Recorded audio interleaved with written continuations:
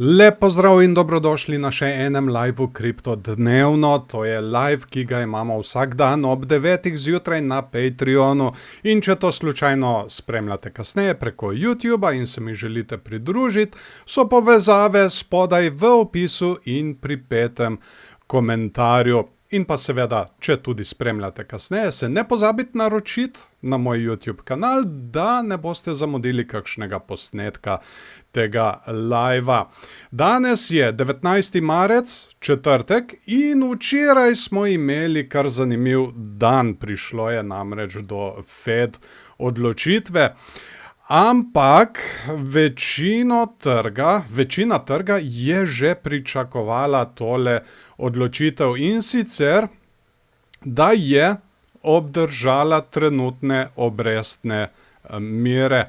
Zdaj, včeraj sem jaz tudi spremljal trg in padec se je začel že kar pred samo odločitvijo.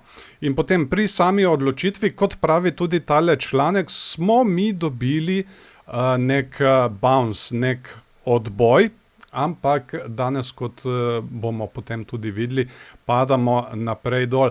Torej, zakaj so se tako odločili? Zaradi tega, ker očitno pričakujejo višjo inflacijo.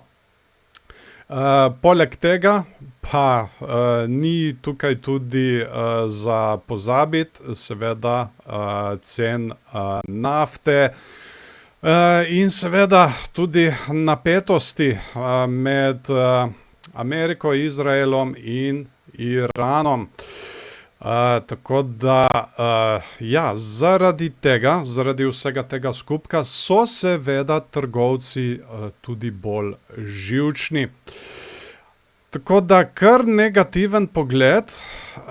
Zadnji čas imeli smo sicer kar lepo rast, ampak očitno smo zdaj Včeraj smo opazovali ta likvidnostni sendvič, če se dobro spomnite, in očitno smo šli pobirati likvidnosti spodaj. Zdaj bo pa tudi vprašanje, ali bomo šli pobirati tiste zgoraj, in bomo pogledali tudi, kje so. Kaj zdaj še v tem članku pričakujejo? Torej, EMA, zdaj trenutno gledajo 100 EMA in 200 EMA, torej 100-dnevno in 200-dnevno eksponentno drseče povprečje, ki naj bi delovali kot podpora. In tukaj se prikažejo meje 70.000 in pa 71.000, tako da od teh mej, za bike pravijo, bi morali pričakovati odboj. Če jih pa izgubimo, bi pa lahko seveda šli še naprej dol. No, bomo videli, kako se kaj obnesejo te trditve iz tega članka. Seveda, ogromno je bilo tudi unovčevanja dobičkov pri 74.000. No, dajmo pogledati mi zdaj, kako kaj kaže tukaj tale naš graf. Tukaj imamo 15-minutni časovni interval na Bitcoinu in tukaj enourni časovni interval. Na enournem časovnem intervalu smo mi spremljali tole trend linijo, ki smo jo včeraj tudi izgubili, in to kar krepko. In bounce, ki ga omenja tale članek, mi smo prišli vse tukaj do nekje 70.000 in potem smo se odbili do 72.000, tako da zdaj, ko gledamo dan kasneje, to niti ni bil nek tak ključen, velik odboj. In seveda, mi tukaj lezemo še naprej dol, ampak se pa dela vsaj na 15-minutnem časovnem intervalu in možno je tudi na enournem časovnem intervalu, nismo še ja, v bistvu smo, ja. Se dela bikovska divergenca, jo bom kar označil. Zdaj vprašanje je, seveda, če se bo to tudi izvedlo. Zelo možno pri teh divergencah je tudi, da dobimo še en udarec navzdol, torej 3 udarce, trenutno imamo samo 2. Imamo dno, nižje dno v gibanju cene, medtem ko tukaj imamo pa dno in pa višje dno. In potrjeno tudi na enournem časovnem intervalu, dno, nižje dno, medtem ko tukaj pa delamo dno in pa morda celo malo višje dno. Stokastika RSI je trenutno v preprodanem območju, kar pomeni, da imajo medvedi prednost. Ampak smo pa mi včeraj naredili tudi skrito medvedjo divergenco, zato tudi zdaj padamo naprej dol. Kar se tiče likvidnostnih območij, zdaj kar precej ljudi, kar se tiče Bitcoina, stavi na padec. Tako da to je kar zanimivo za spremljati. Tukaj so pa stavili na rast in po mojem so bili tudi s tem padcem že eliminirani, tako da tega ne bom označeval. Kar bom jaz zdaj naredil, kje imamo mi tole vse označeno. Moram izbrisati tole mejo tukaj zgoraj, ampak tole na 71.900 tam nekje. Ampak ta meja je zdaj trenutno še vedno ključna. Zakaj? Zaradi tega, ker očitno vsi tile, ki zdaj stavijo na padec, imajo zdaj tukaj zgoraj nastavljene stop lose. Tako da to mejo, če se slučajno zdaj obrnemo, bo treba opazovati, če mi slučajno gremo pobirati likvidnosti tukaj zgoraj. In to bi lahko pomenilo tudi krajši preobrat. Kar bi gledal, seveda preboj tele meje na okoli 72.000 odboj in potem seveda nadaljevanje rasti. In v tem primeru bi potem jaz tudi gledal tole trend linijo, ki smo jo izgubili. Če gremo mi zdaj slučajno nazaj gor in jo testirati kot odporno mejo. In ja, lahko bi šli tudi testirati tole mejo na okoli skoraj da 74.000, kar bi lahko služilo kot odpor in seveda nadaljevanje padanja. Zelo zanimiva je tudi tale situacija. Bitcoin je kar negativen, medtem ko Ethereum je pa zgoraj v prekupljenem območju, torej kar precej ljudi stavi na rast. Ampak na enournem časovnem intervalu je pa situacija spet obrnjena. Tukaj,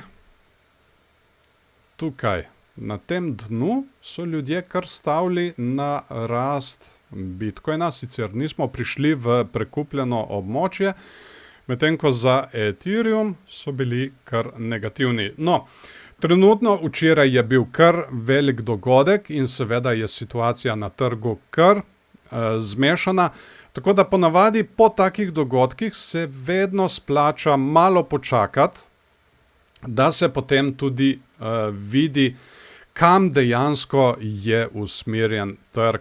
Zaenkrat, kot sem rekel, se nam dela tukaj bikovska divergenca, tako da ja, obstaja možnost, da mi zdaj dobimo preobrat in gremo zgoraj testirati tele meje. Dajmo si zdaj še pogledati še likvidnostna območja tukaj na tem grafu.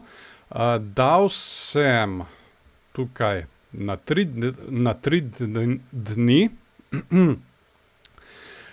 in vidimo, tukaj to je bilo vse pobrano, to so bila območja, ki smo jih gledali včeraj. 73 400 nekje, pa potem tudi tole spodaj na okoli 72 700. To je bilo vse pobrano. Ostajajo ta območja tukaj zgoraj, na okoli 75 000 in ja, imamo jih tudi višje, 75 400. Napadec so začeli staviti točno pri tem vrhu tukaj in to že 17. marca. Tako da zelo zanimivo in bomo videli mi zdaj, če bomo mi slučajno šli tole pobirati gor. Poglejmo zdaj še Ethereum, kar podobna situacija. Mi smo imeli tukaj tole konsolidacijo in potem včeraj popoldan je začel kar krepko padati. Prišel je točno do tegale območja, ki smo ga označili. Momentalno smo ga izgubili in zdaj bi bilo za spremljati, če bomo mi slučajno dobili kakšen odboj. Je pa tudi tukaj, kar se tiče divergence, zanimiva situacija. 15-minutni časovni interval nam tudi kaže bikovsko divergenco. Imamo dno in nižje dno. Medtem ko tukaj smo naredili dno, smo prišli prav v preprodano območje in zdaj delamo višje dno. Tako da bo treba počakati in videti, če se bo zdaj tale divergenca izpeljala. Kot sem rekel pri Bitcoinu, mi lahko še vedno dobimo kakšen padec navzdol, torej še tretji udarec. In seveda tudi tukaj na enournem časovnem intervalu isto, podobna situacija. Imamo dno in nižje dno, medtem ko pri RSI-ju pa delamo dno in pa višje dno, ampak moramo še počakati tukaj stokastik. RSI trenutno kar lepo drvi dol v preprodano območje, tukaj na 15-minutnem časovnem intervalu, pa se že obrača navzgor. Ampak kot sem že omenil, trenutno so ljudje kar pozitivni, kar se tiče Ethereuma in seveda, če se obrnemo nazaj gor, je prvo območje, ki bi ga gledal tukaj. Tukaj so stavili napadec in po mojem imajo stop losse tukaj na okoli 2240. To bi bilo torej prvo območje, ki bi ga lahko šli pobirati. Zdaj trenutno stavijo na rast, tako da če mi slučajno dobimo še en udarec navzdol, je potem tukaj to območje, ki bi ga bilo treba gledati, na okoli 2140. Odvisno je zdaj, kam se bomo mi obrnili, ali bomo mi dobili še en udarec, še eno potrditev tele bikovske divergence in se bomo šele potem obrnili navzgor. V tem primeru bi šli pobirati tudi tole spodnjo likvidnost ljudi, ki so stavili na rast. Spet ta drugo vprašanje je, če se bomo mi zdaj takoj obrnili navzgor in šli pobirati to likvidnost na 2240 in v tem primeru bi mi lahko šli pobirati tudi tole oziroma testirati tudi tole mejo tegale kar grdega vzorca te konsolidacije, ki smo jo imeli v začetku tedna.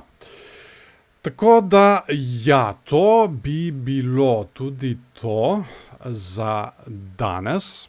Malo zmešana situacija, kot sem rekel, bo treba malo počakati, da nam trg pokaže ta pravo smer. Ponavadi je vedno tako, po kakšnih takih večjih dogodkih. No, mi bomo tole vse seveda spremljali. Če bo še karkoli novega, bom to še dodatno obveščal preko Patreona, tako da, če se mi želite pridružiti tam, kot sem že rekel, so povezave spodaj v opisu in pripetem komentarju. In pa, če spremljate to kasneje preko YouTuba, se ne pozabite naročiti na moj kanal, da ne boste zamudili kakšnega posnetka tega live-a. Seveda se priporočam tudi za kakšen všeček, tudi komentirajte spodaj, zelo rad podebatiram z vami. In pa, ja, to bo to za danes. Kakorkoli že se bo to izteklo, bomo mi tole spremljali. In tako, zdaj vam želim še en lep dan naprej in se vidimo ponovno jutri zjutraj ob 9. Čau, čau.